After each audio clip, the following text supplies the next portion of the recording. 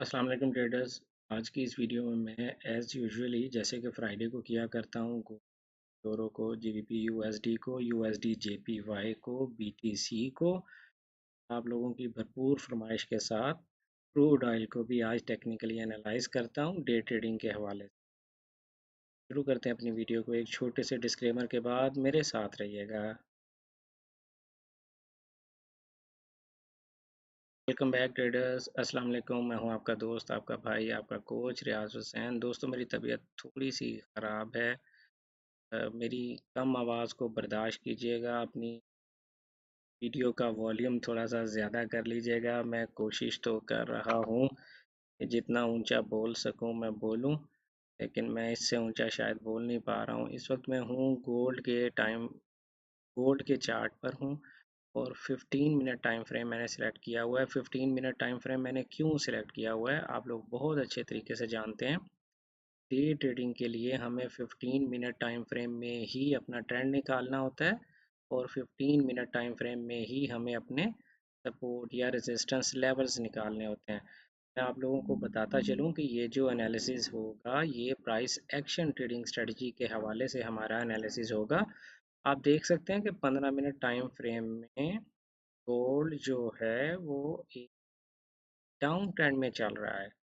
ठीक है। और रिसेंटली गोल्ड ने अपना ये वाला स्ट्रक्चर रीटेस्ट करने के बाद आपको यहाँ से एक सेल मूव दी है। लेकिन अब हुआ क्या कि गोल्ड ने जो प्रीवियस लो लगाया था ना, उसी लो के ऊपर से इसने बाउंस लेना शुरू कर दिया है।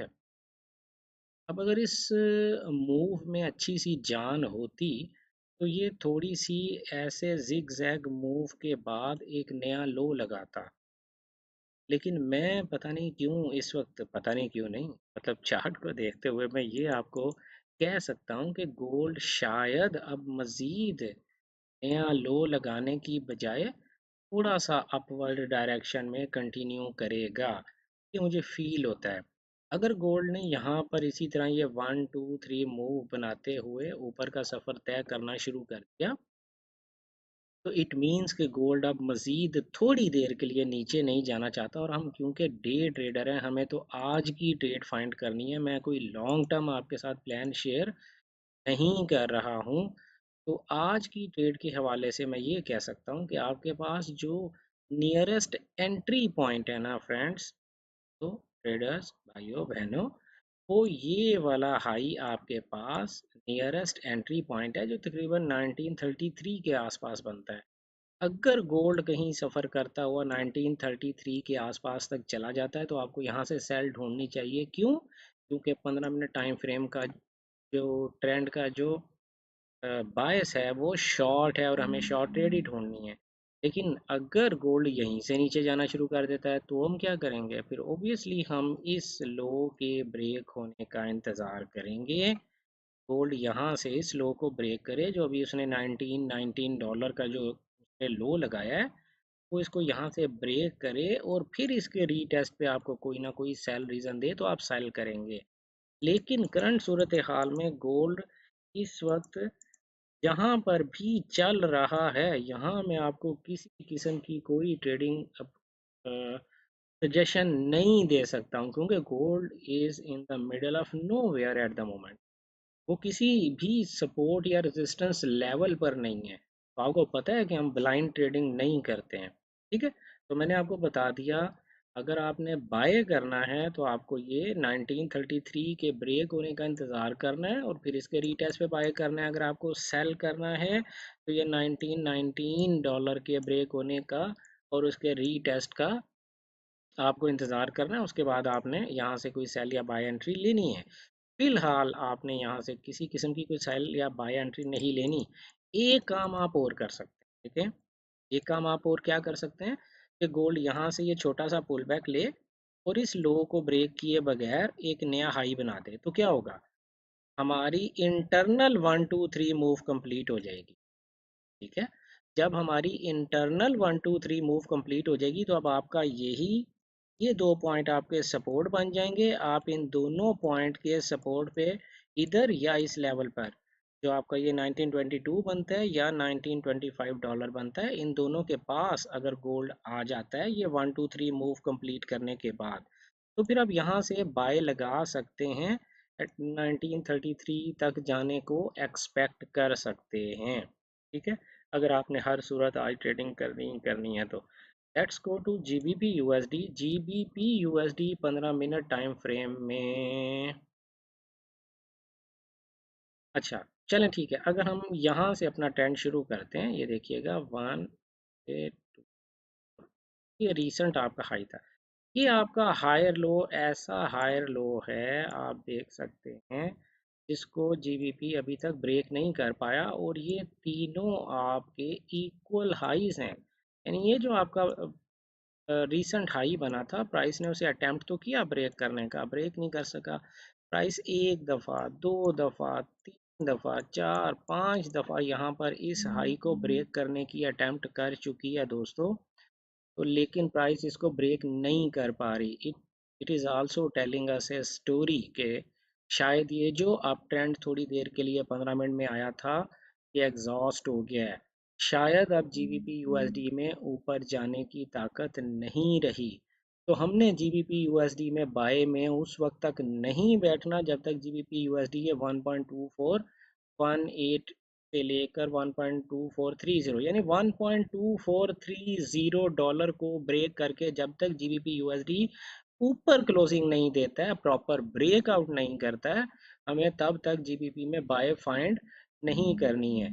और जब तक ये हमारा अप ट्रेंड का हायर लो इंटैक्ट है, हाँ ज़रूर हम एक अटेम्प्ट करेंगे। अगर यहाँ से प्राइस डाउन आ जाती है, इसी रेंज में वापस आ जाती है, जो कि हमारी रेंज बनती है 1.23 और 2345 से लेके 1.2334 तक, ये जो हमारी रेंज बनती है, अगर यहाँ पर प्राइस वापस आती है तो हमें यहाँ पर कोई ना कोई लॉन्ग अपॉर्चुनिटी ज़रूर ढूंढनी चाहिए, क्योंकि 15 मिनट का हमारा ट्रेंड जो है वो फिलहाल है तो अप ही ना, हमें कोई ना कोई ट्रेड तो पकड़नी है।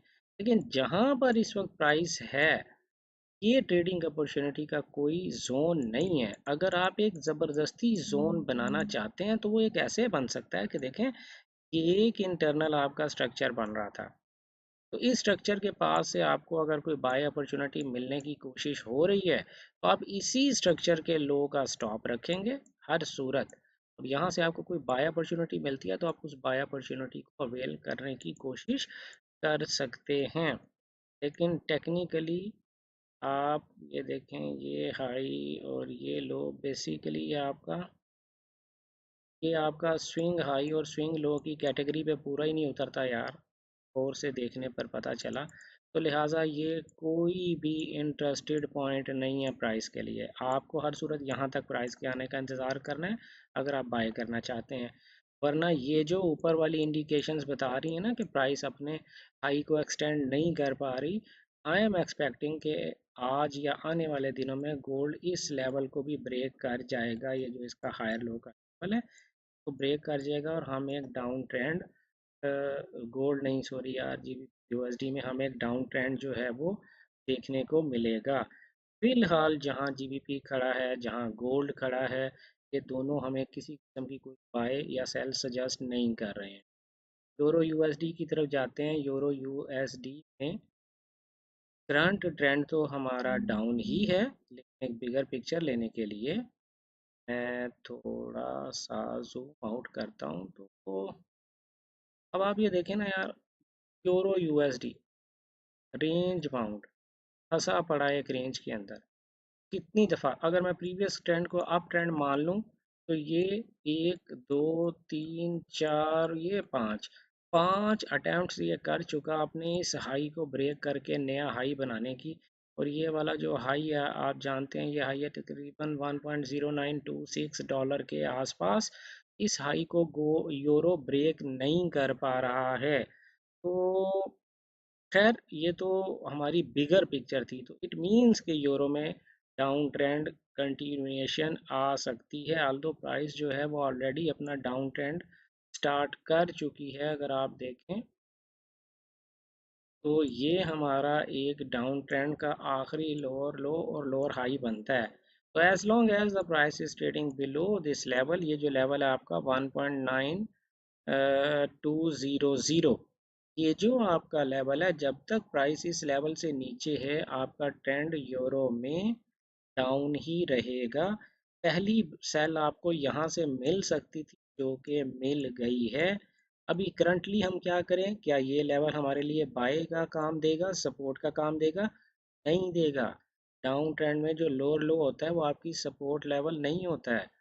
जब आपकी वो सपोर्ट लेवल नहीं होता है तो आपको यहाँ से बाय नहीं ढूंढनी चाहिए। आपको क्या करना चाहिए, हमें ये करना चाहिए कि प्राइस के इस लेवल तक जाने का इंतज़ार करना है, क्योंकि हमें डाउन ट्रेड ढूंढनी है और हमें कोई ना कोई एंट्री पॉइंट ढूंढना है। और हमारा पहला एंट्री पॉइंट ये है 1.0896, 1.0899, यानी 1.09 ही आप कह लें यार। 1.09 के आसपास हमें कोई सेलिंग अपॉर्चुनिटी ढूंढनी है, वहां से मिलेगी तो हम इसकी सेल ट्रेड लेंगे। दूसरी ऑप्शन हमारे लिए क्या हो सकती है? दूसरी ऑप्शन हमारे लिए ये हो सकती है कि यूरो यहाँ से नीचे जाए और इस लेवल को ब्रेक करे जो उसने अभी अभी रिसेंट लो लगाया है। और ये लो बनता है तकरीबन 1.0850 के पास पास। अगर ये लो वो ब्रेक करता है तब हम इसके रीटेस्ट पे यहाँ से कोई सेल ढूंढेंगे। अब सवाल ये पैदा होता है कि यार इतनी देर ऐसी की करिए, आराम नाल बैठे रहिए। नहीं, इतनी देर आप फिर ये कर सकते हैं यार कि यहाँ पर ढूंढें कि कोई इंटरनल स्ट्रक्चर है, क्या ये स्विंग हाई और ये स्विंग लो बनते हैं। अगर बनते हैं तो ये आपका इंटरनल स्ट्रक्चर है ना, ऐसे करके ऐसे। तो आपको इस हाई के पास पास से, हायर लो के पास पास से कोई ना कोई आपको बाय अपॉर्चुनिटी मिल सकती है, क्योंकि गिरती हुई मार्केट में आपको पता है जो हायर लोज होते हैं वो आपके सपोर्ट लेवल्स होते हैं। ये वाले आपके सपोर्ट लेवल्स नहीं होते हैं, आपके हायर लो सपोर्ट लेवल होते हैं। तो ये जो एरिया बनता है 1.0859 या 860 के आसपास, यहाँ से अगर आपको कोई बाय अपॉर्चुनिटी मिलती है तो ज़रूर आप अवेल करने की कोशिश कर सकते हैं अप टू दिस लेवल। ये जो आपका रिसेंट है हाई बनता है, यहाँ तक के लिए आप अपनी ट्रेड को कैरी कर सकते हैं। यूएसडी जेपीवाई में जल्दी जल्दी एनालिसिस कर रहा हूँ यार, बोला नहीं जा रहा है। यूएसडी जेपीवाई में 15 मिनट टाइम फ्रेम में अगर हम देखें तो, अगर मैं इसको एक पूरी लेग मान लूँ तो ये हमारा देखें 1 2 3 मूव कंप्लीट हो गई। तो प्राइस ने अभी रिसेंटली क्या किया है, आपके हायर लो के पास से ही दोबारा आपको बाय अपॉर्चुनिटी दे दी है। तो यूएसडी जेपीवाई जो है वो तो बाय में चल रहा है यार, 15 मिनट टाइम फ्रेम के हिसाब से, और इसने आपको एक बाय दे भी दी है। लेकिन अगर प्राइस दोबारा आपको इसी लेवल के आसपास मिलती है, ये जो लेवल है 129.50 से लेके और 129.64 के आसपास आपको अगर प्राइस दोबारा मिलती है तो आप यहाँ से एक लॉन्ग अपॉर्चुनिटी फाइंड कर सकते हैं। करनी लॉन्ग अपॉर्चुनिटी ही है। अगर प्राइस इसी जोन को ब्रेक कर दे, यानी 129.50 को ब्रेक करके नीचे चली जाए, तो फिर इसी जोन के रीटेस्ट पर, ये जो मैंने अभी आपको बताया 129.50 से लेके 129.64, इसी जोन के दरमियान दरमियान आपको फिर यहाँ से कोई ना कोई सेल अपॉर्चुनिटी फाइंड करनी है। सो फार यूएसडी जेपीवाई इज बाय और हमें बाय ही ढूंढनी चाहिए। नेक्स्ट हम चले जाते हैं जनाब, कहाँ चले जाते हैं, हम चले जाते हैं बीटीसी में। जी, बीटीसी के भी बहुत से दीवाने हैं। और बीटीसी में आप देखें 15 मिनट टाइम फ्रेम में तो तो कोई पिक्चर नहीं दिखाई दे रही है। आप खुद बताएं यार, अगर आपको मेरी ट्रेडिंग स्ट्रेटजी का पता है तो प्राइस तो किसी ट्रेंड में ही नहीं है, मैं यहाँ आपको क्या सजेस्ट करूँ? हाँ, थोड़ी बिगर पिक्चर लेने के लिए शायद हमें 4H में कुछ समझ आ जाए। मैंने शायद लास्ट टाइम जब आप लोगों के साथ एनालिसिस किया था वो का। तो 4H में तो हमें ये नज़र आ रहा है कि यार प्राइस इस वक्त ऊपर जाने की अटैम्प्ट कर रही है। प्राइस ऊपर ऊपर जाती है, प्राइस ऊपर जाती है, जाने के बाद साइडवेज होती है, फिर ऊपर जाती है, साइडवेज होती है। तो इस सिचुएशन को देखते हुए तो मैं ये कह सकता हूँ कि प्राइस अब फिर ऊपर जाने वाली है। तो ये जो आपका बॉटम अभी तक प्राइस ने लगाया हुआ है, इसी बॉटम के आसपास अगर आपको कोई buying opportunity 15 minute time frame में मिलती है, जैसे कि यहाँ पर प्राइस ने सब कुछ क्लियर करता हूँ अच्छे से नज़र आए, यहाँ पर प्राइस ने अपने लिए एक लो लगाया, और अगर प्राइस इसी लो को रीटेस्ट करने दोबारा आती है तो आप इसी लो के रीटेस्ट पर कोई ना कोई बाइंग अपॉर्चुनिटी यहाँ से फाइंड कर सकते हैं। ये बनता है 22,659 या 660 से लेके और $22,529 के दरमियान 22,529 से $22,660 के दरमियान आपको यहाँ पर कोई वो बाइंग अपॉर्चुनिटी देता है तो आप बाय कर सकते हैं। दूसरी सूरत में प्राइस इस रेंज को ब्रेक करके ऊपर जाए जो 23,280 $87 बनते हैं। अगर प्राइस इस लेवल से यानी इस पॉइंट से ऊपर प्राइस अगर क्रॉस कर दे तो भी इसके रीटेस्ट पे आप अपनी बाय अपॉर्चुनिटी फाइंड कर सकते हैं।